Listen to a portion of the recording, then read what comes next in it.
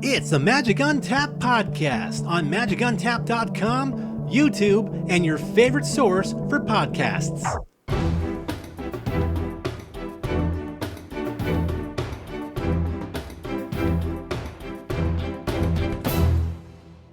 Hello, Magic players. Welcome to the Magic Untapped Podcast for February 2021. Not only did we make it through 2020, we have made it at least 1 month through 2021. With me is one of the writers of Magic Untapped, Evan Simon. Evan, how are you today?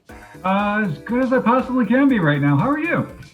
Honestly, things aren't half bad up here in NorCal. I hope they're the same thing down in the South State for you. But before we get too much into this, I do want to first give a shout out and a hello to Lino Hernandez, our Patreon subscriber. It's because of you and people like you that we keep doing what we do here on Magic Untapped and the Magic Untapped podcast. Thank you for your support. And Evan, thank you for your support on being here for this taping, this episode, as it were. Happy to be here. So I guess let's address the elephant in the room for right now. There were some card bans very recently, just a few days ago here, just a couple of them. Just to go down the list real quick, we have in Historic, Omnath, Locus of Creation, banned, was suspended. Uro, Titan of Nature's Wrath, finally banned.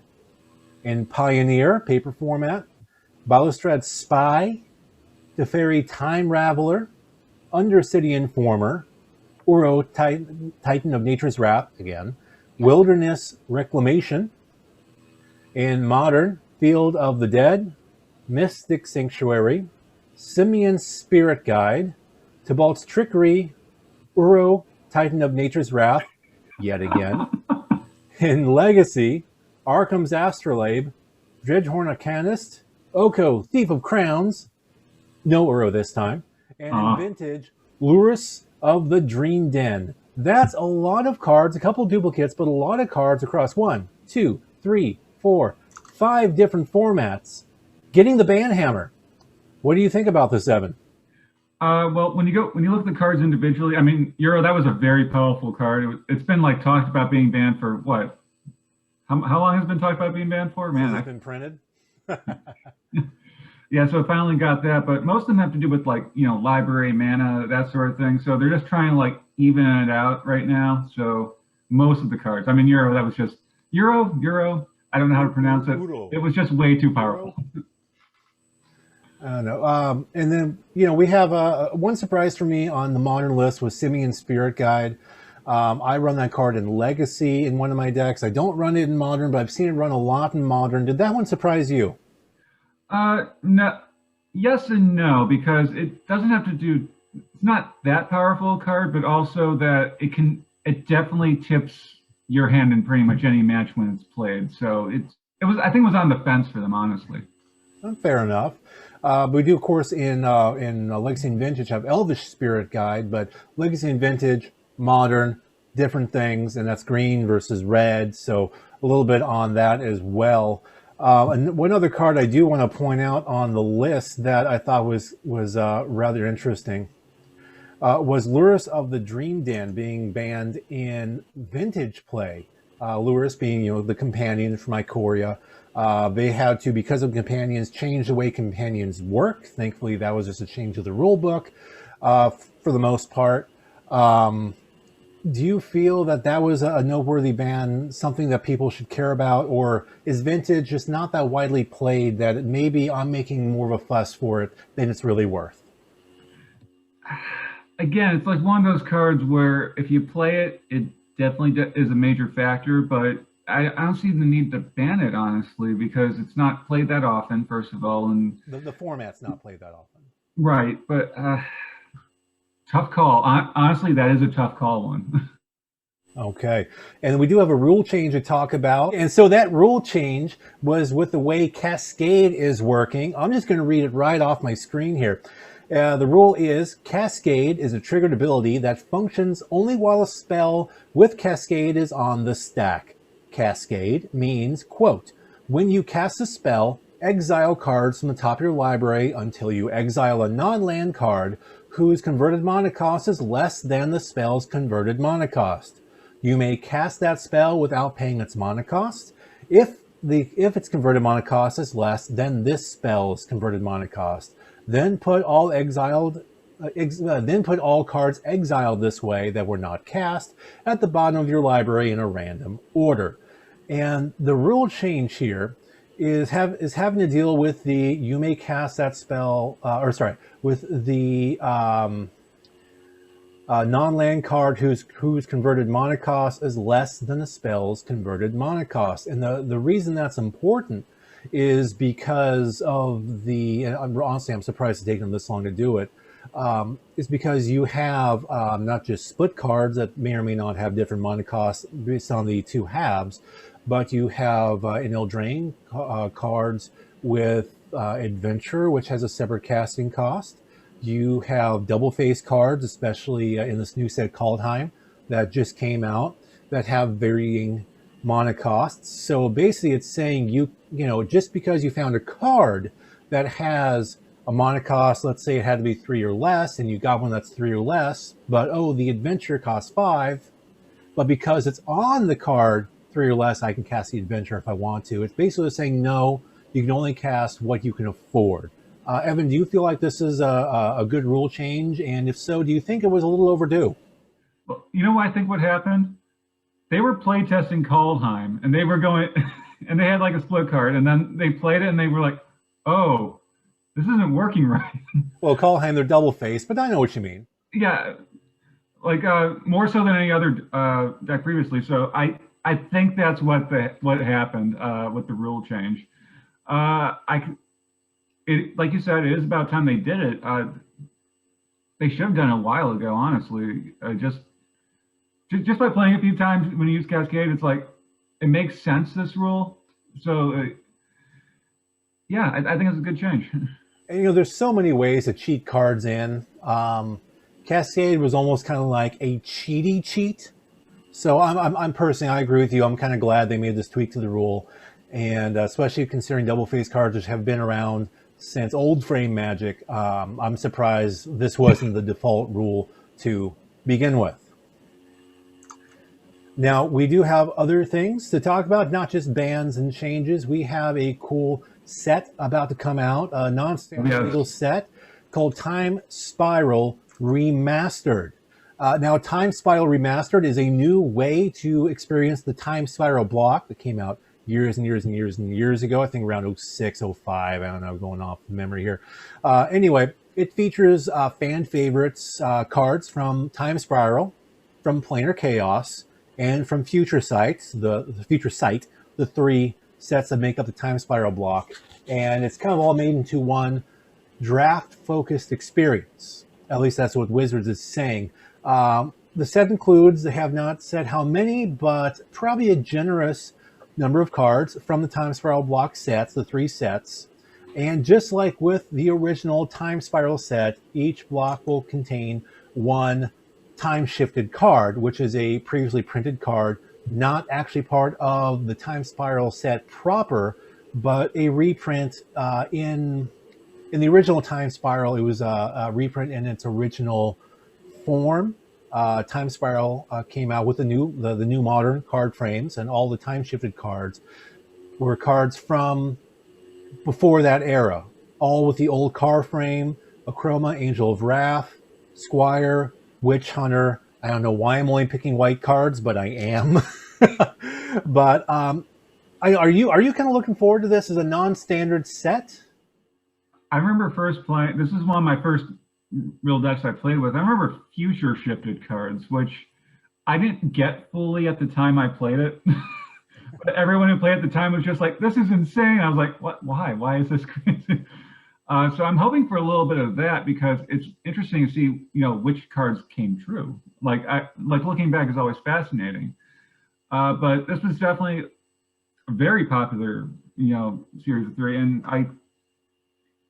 I think that people will like seeing it once again. It will be in a different, you know, slightly different form and everything, of course, but it's nostalgia mixed with what was and what is and what will be. It's a great combination. Now, they have revealed a few cards. I'm sure you've seen them by now. And they look like they're all the time shifted cards. And one kind of neat thing that I really have to kind of point out here is that these time shifted cards, at least from what they've shown so far, are not actually cards from the old border like they were last time. However, they are cards printed in the old border, which I think is phenomenal. We have cranial plating, originally from the Mirrodin block.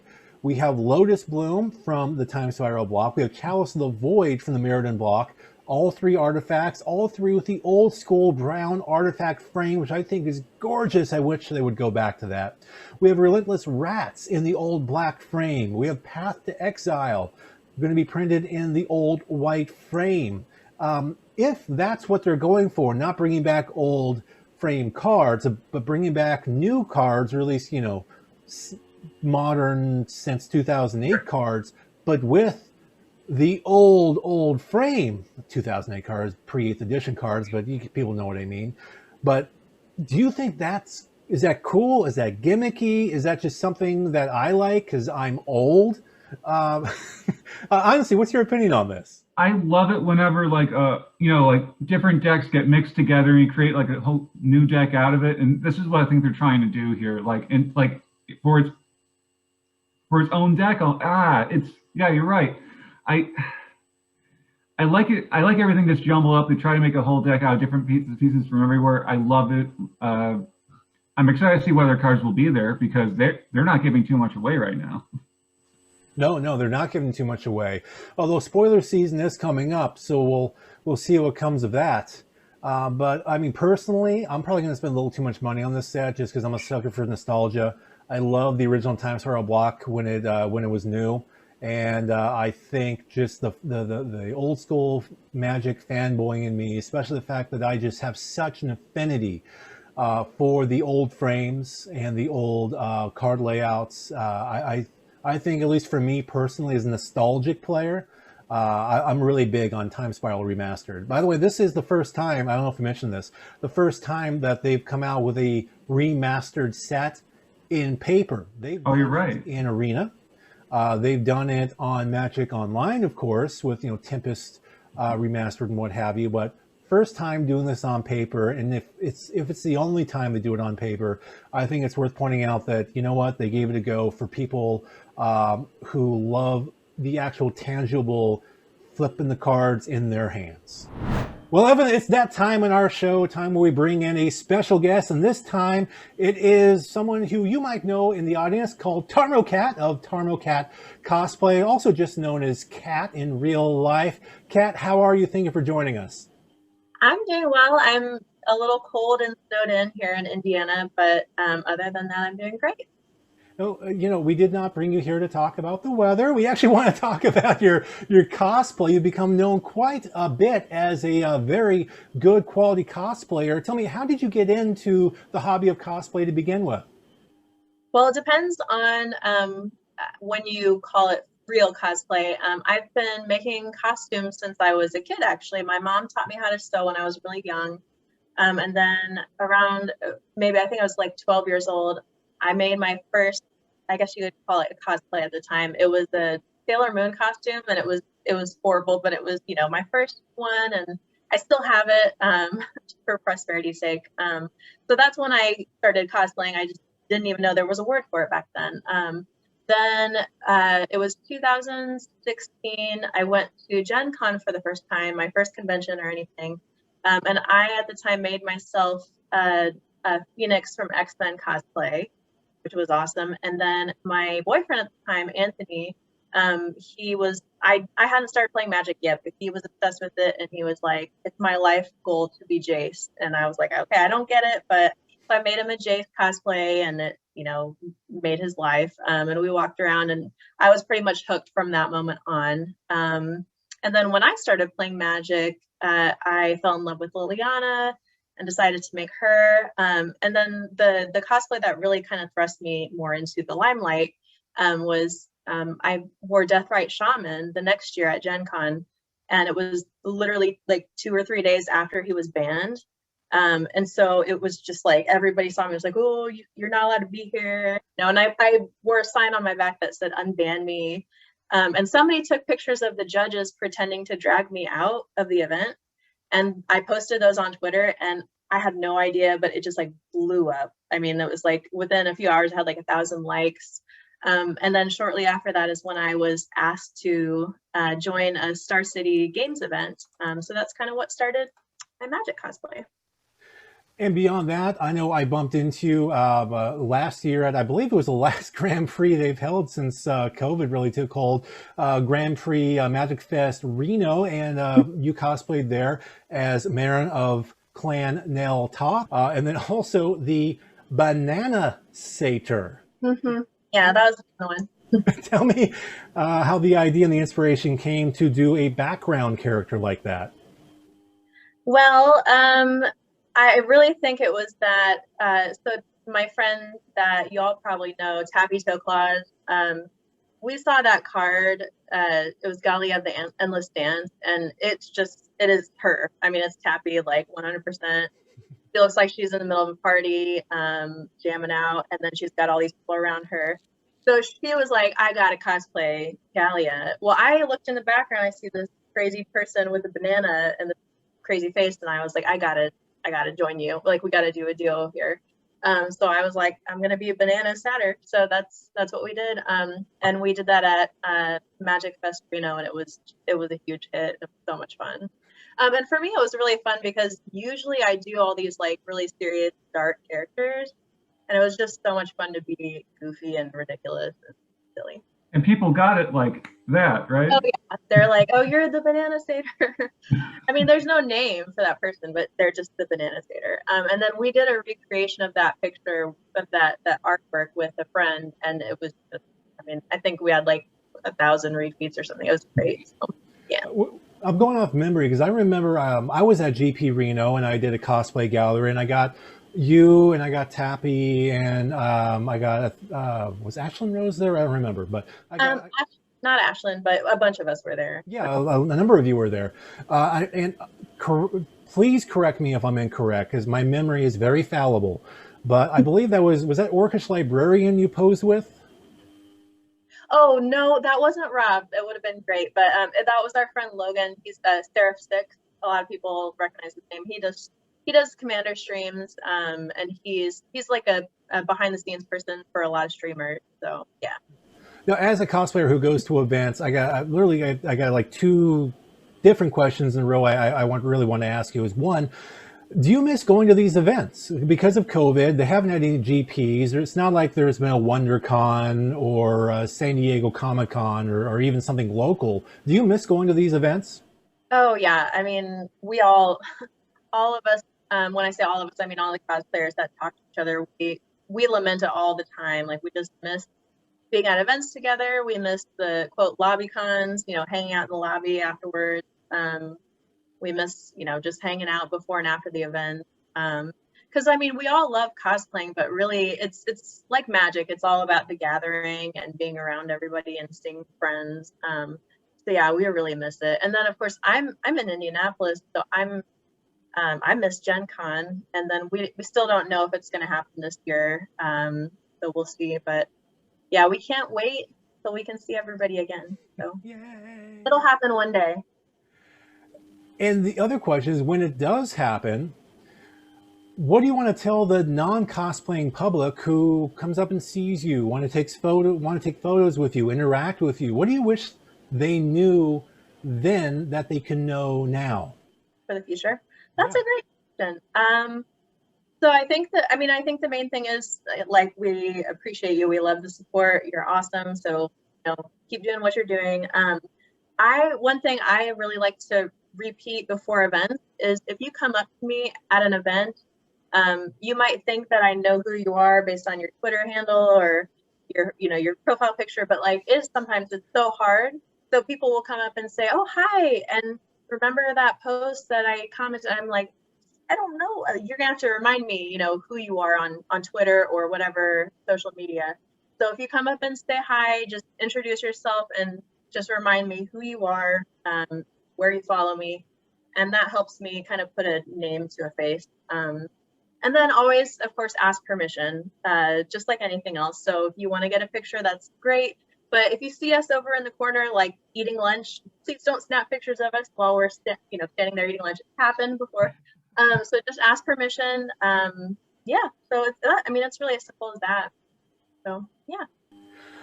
Transitioning over from cosplay to actually playing Magic, I know you are a big proponent of paper Magic, as am I, as is Evan. Haven't been able to play a lot of paper Magic these days, but you've found a way. Why don't you tell me a little bit about playing paper Magic over the internet? Yeah, so I was one of those people who would go to F&M as often as I could before the pandemic, and then I would play at events. I'm mainly a modern player. I would play some standard, and then I have a lot of friends who are just huge Commander people, and that's their jam. And so I've been sucked into the Commander thing. But yeah, once the pandemic hit, we can't really go to our local camp stores anymore. At least mine, I'm not going to them. I'm choosing not to go. And I don't have events to go to. So I have a lot of friends that either stream on Twitch their paper games, usually Commander, or even if we don't stream it, we just get on there and we play together, just on Discord or wherever, just for fun. And I mean, it's about Magic, but it's also, again, it's a huge, the real thing about it is the socializing and feeling like you're in a room with friends and having fun and playing again. So yeah. So I think I've been on definitely on Olivia's stream. I've been on Tappy's stream and a few other friends. So yeah, it's really fun. I don't know. I think you're hoping, like all of us, just in-person Magic as soon as possible, right? As soon as safely possible. Yeah, I mean, I want to see everybody. I just want to, I want to make sure it's the right time and it's going to be safe and everything like that. But I know it's not fun to wait. But everybody just hang in there, and we'll be together soon. I know it. There's light at the end of the tunnel right now, so. Yeah, for sure. Yep, we're getting vaccines, and we'll get there. And we will all be together soon. But for right now, we are together now, at least via Zoom for the podcast. And I have a 3-question trivia game for you to play here, Kat. It's our Magic-related game. It's where we ask you questions that are related to Magic, but not necessarily related to Magic the Gathering. You get 2 out of 3 right, and you get an internet point that you can spend on anything you want. Woohoo! Are you ready? I'm as ready as I'll ever be. Okay, question number 1. When playing for the Orlando Magic, Shaquille O'Neal did something in his 15-year career that he would never again accomplish. What was it? A. During a slam dunk, he slammed it so hard that it shattered the glass backboard, causing a delay in the game while the crew cleaned up the mess and installed a new one. B. He made his only 3-point basket in 22 career attempts. Or C. When diving for a loose ball, he accidentally jumped into the crowd and landed on comedian Louis Anderson, who had courtside seats at the time. Oh, so I'm answering, or Evan's gonna answer? Oh no, Kat, this is all you. Okay, Kat, you're answering. Evan's just going to be a smart aleck. Yeah. My older brother would just kill me because he is like the biggest sports person ever, and he would know this heartbeat. I don't know. I don't remember. I did love basketball back in the day. I'm gonna guess. I like the first one because it's just dramatic and it sounds awesome. So we'll go with A, the glass. Smashing the glass backboard. Mm-hmm. He actually did that a few times in his career. He actually Really? only made 1 3-point basket in his entire 15-year career. So that was my other guess because I know he was like a close range player, not a 3. Yeah, and he would actually launch himself into the stands all the time too. People had to look out for it. I remember Whether or not he landed on Louis Anderson, I have no idea. I made that up. Yeah, I do remember him falling into the crowd frequently. But okay, so he broke more than one goal. Is that what you're saying? Yeah, the backboard on the basket. Yeah, they're made of glass, and he would jump up, and sometimes he would tug on it so hard. A couple times in his career, 2 or 3 times, he actually broke it off the glass, and it made the glass just splinter. NBA actually had to strengthen like hoops right after that. Like there was a new like rule book. Okay, that's question number 2. You ready? I'm ready. In 2004, the Orlando Magic was briefly part of Magic the Gathering history. Why? A. Special silver-bordered Orlando Magic-themed cards were given out to the first 10,000 fans during a game against the Seattle Supersonics. B.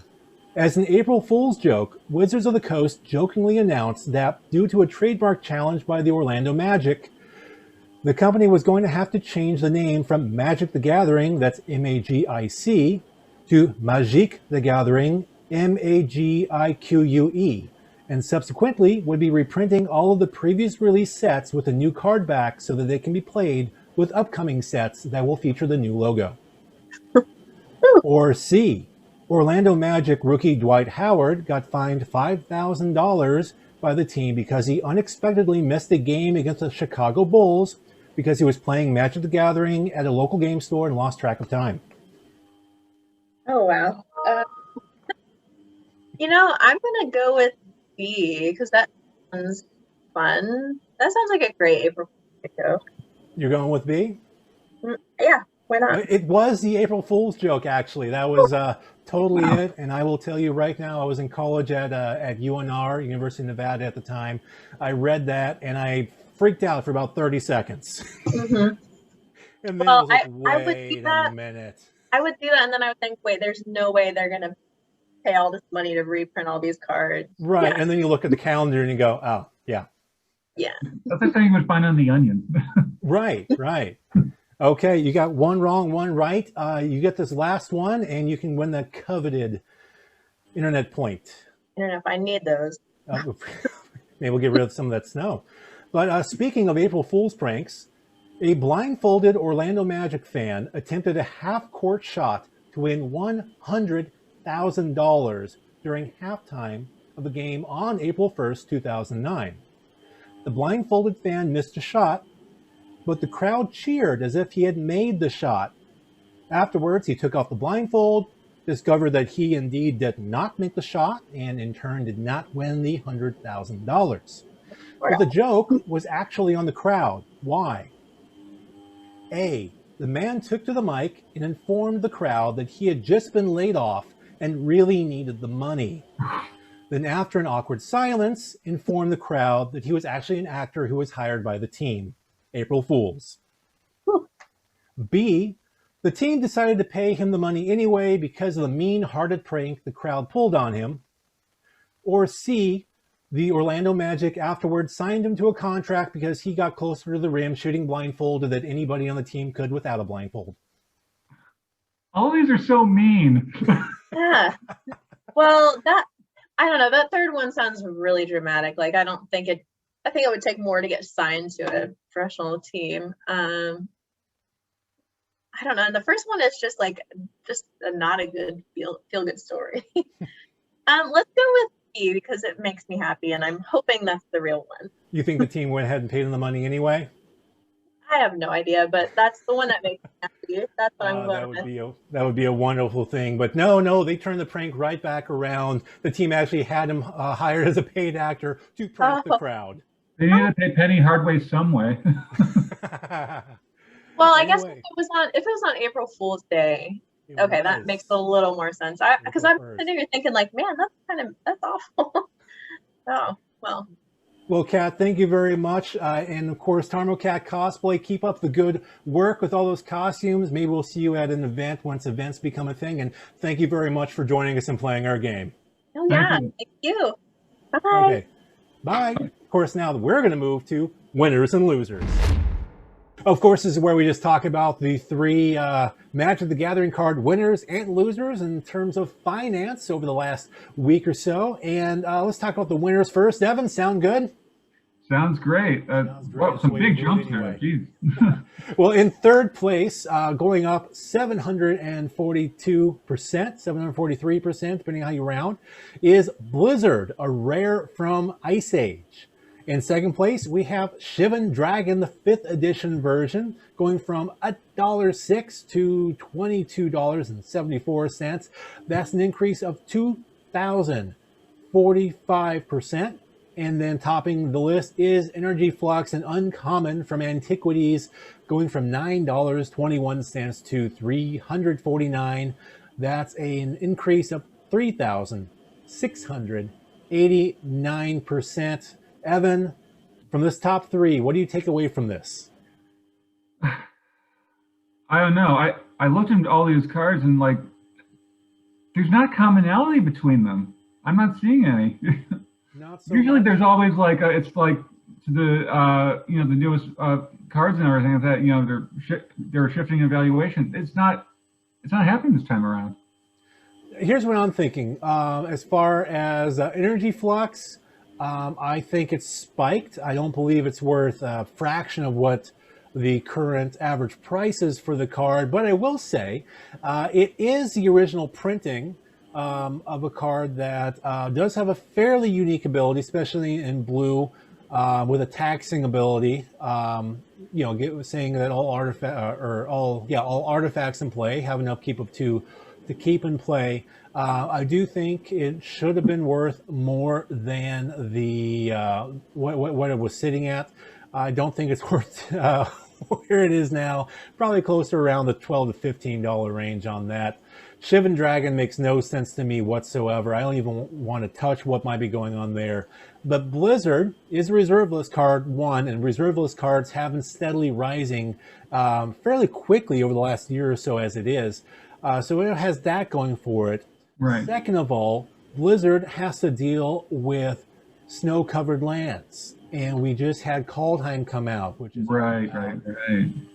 snow-covered lands. So I think it's a little bit about people remembering this card exists on the reserve list, being very affordable to obtain, driving up the price a bit. That's just kind of what I'm thinking here, a combination of Kaldheim and just the fact that it was a reserve card list that costs about what a Hershey bar costs. Right. No, that makes no sense. The other two making like a GameStop like jump like that, I don't know what happened there. I think that's what it is. It's a GameStop like jump, and it'll be crashing back down before you know it. And as far as our losers, our 3 biggest losers. Speaking of crashing, we have in third place Old Man of the Sea, reserve list card from Arabian Nights. Was an even cool $500, now down to $283. That's a drop of 43%. We have the 7th edition version of Elvish Champion dropping from almost $12 down to $4.99, 58% decrease. And then number 1, I know you want to talk about this, Evan. Oh boy. We have Moat, reserve list from Legends, dropping 98%, going from $100,749 to $1,701. I want to know your thoughts. You want to talk about this one? All right, so it went down from like you can buy a Maserati with it to like maybe you can make one payment on a Toyota Corolla. Yeah. It was just so speculatory, like that card. And don't get me wrong, it's a good card, but like stopping every flying thing, I believe. But it's not worth $100,000 like that. It's been a pleasure, Evan. Stay safe out there. Yeah, and thank you for watching on YouTube and listening to the Magic Untapped Podcast everywhere you listen to podcasts, iTunes, Spotify, Anchor, and more.